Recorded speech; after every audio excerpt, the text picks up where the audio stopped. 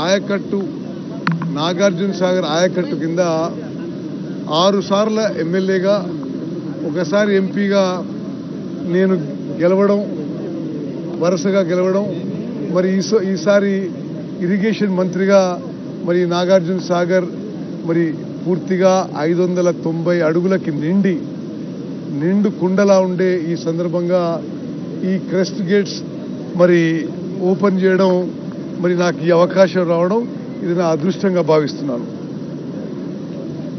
ఇది ఇంకో గొప్ప విషయం.